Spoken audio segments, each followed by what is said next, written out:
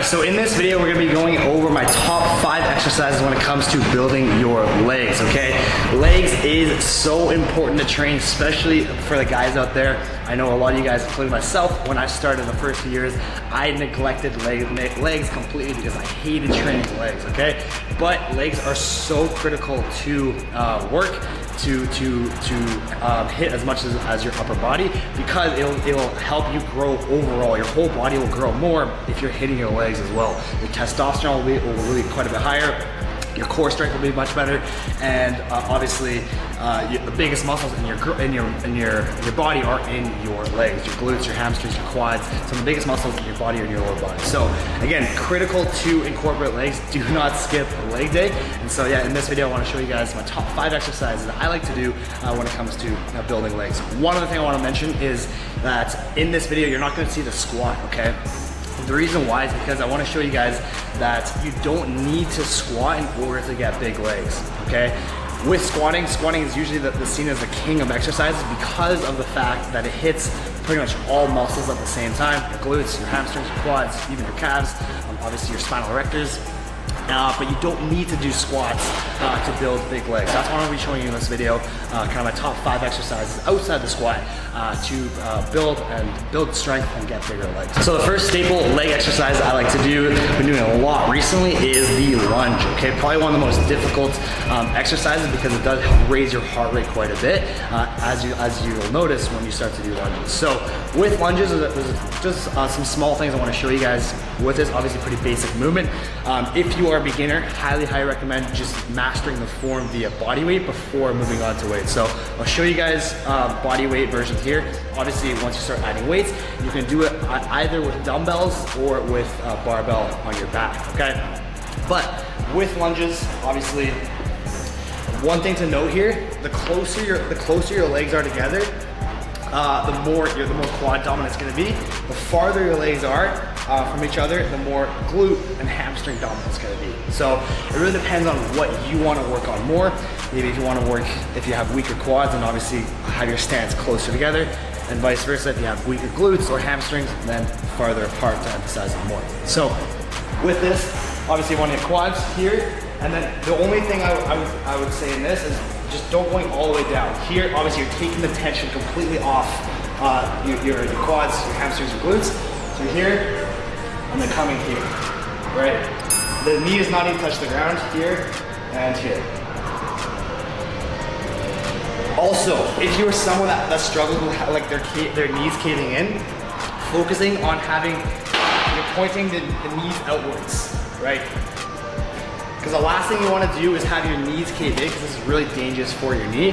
So if you're someone that you find yourself kind of caving in, kind of like you step in here like that, coming here and then focusing on bringing the knees outwards, driving the knees outwards, that will help protect the knees and push you through the movement. So get here, up, up. And then if you want to do in the same place, that's fine. I like to do like walking 8 to 10 per side, per leg, kind of walking one way and then walking back on the other side. So that is lunges for you. Let's go into the second exercise. So the second exercise I want to show you in this video is one of my all-time favorites for when it comes to building your hamstrings, okay? Again, rather than squatting, this is a great exercise to engage the glutes and hamstrings, and that is the RDL, the Romanian deadlift, okay? So with this, couple different variations that you can do. One you can do with dumbbells, other you can do with barbell. Really up to you and what kind you kind of feel better while performing it. So I'll show you guys the dumbbell version here. And this one is pretty technical. So making sure that you're getting the form right will make or break the movement, right? So if you're brand new, if you've never done this exercise before, just start off with very light weight, making sure you're feeling and actively engaging your hamstrings before moving up with weight, okay? Form is critical. Form and tension, time and tension will dictate how actively engaging you are with your hamstrings. So again, with this, the dumbbell Romanian deadlift, one thing I'm gonna mention right off the bat here is the range of motion, okay? If you want to engage both the hamstrings and the glutes, then you're gonna come all the way up, which I'll show you here in just a sec.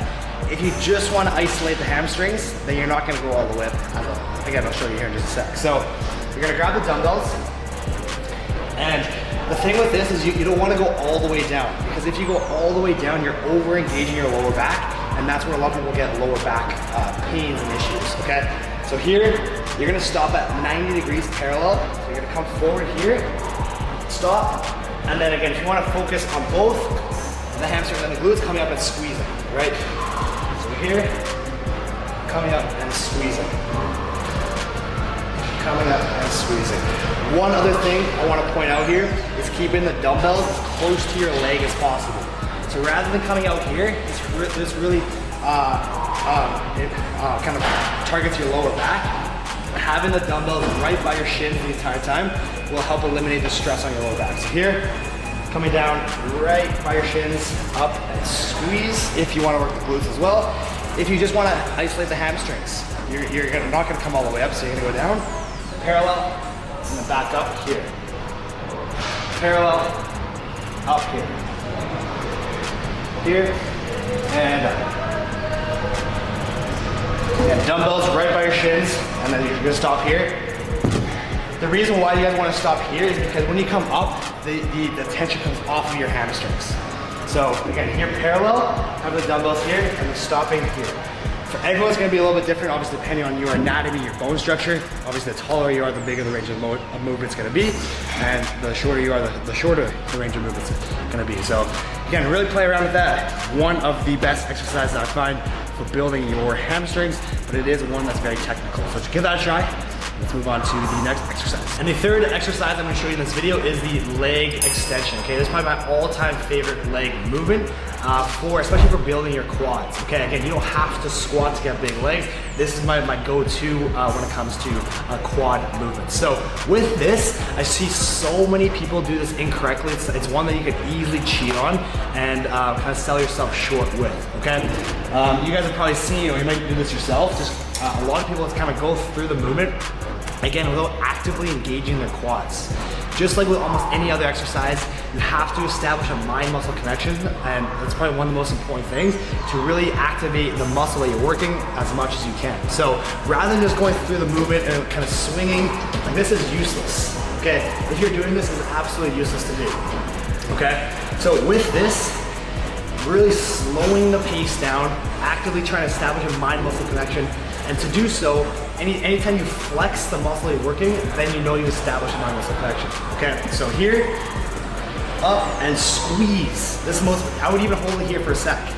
So every rep here and squeeze. Here, even for like a second, squeeze. And squeeze, okay? Squeeze. If you want to make this movement a little bit harder, I would suggest pointing your toes inwards. Okay, so you're here.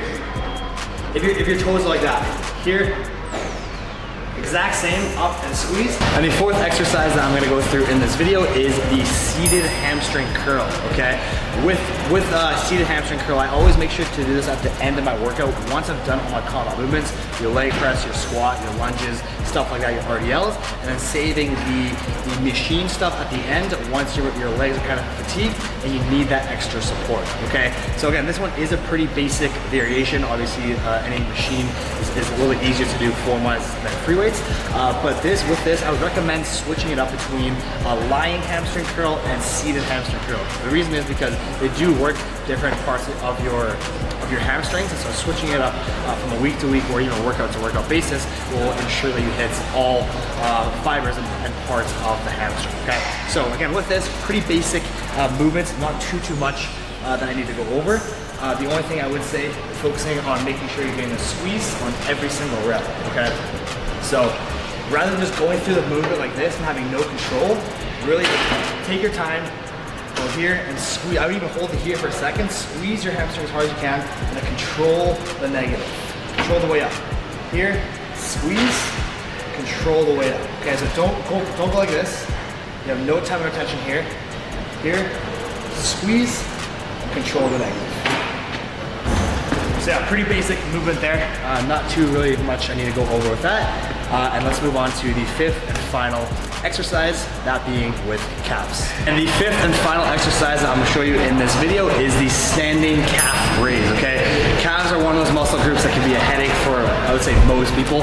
Most people do not train them correctly. In of us obviously have smaller calves. So with this, my biggest advice is to reduce the amount of weight that you're doing. Most people are doing way too much weight in any calf exercise that they're doing. So again, reducing the weight, focusing more on range of motion and time under tension, okay?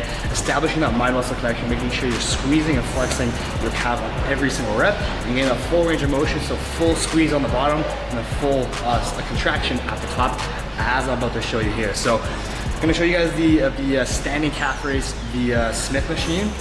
But again, these you can do pretty much any calf exercise variation that you want. You want to do seated calf raise, or standing calf raise, or leg press, or calf machine, doesn't really matter. All the same principles apply for any variation that you do. So again, making sure you're squeezing as hard as you can at the top of every rep, getting a full range of motion, full stretch, and if you're unable to do so, then it most likely means you're doing too much weight. Okay, so again, reduce the weight, making sure your form and time on tension is on point versus doing too much weight. Okay, calves are one of those muscles that responds better to volume than it does with weight. So try aiming for 10, 12, 15 reps per set and hit them more often versus trying to go too much weight and doing little range of motion. So again, this one is the Smith machine standing calf raise, and again, making sure you're getting a full range of motion, stretch on the bottom, squeeze at the very top. Here.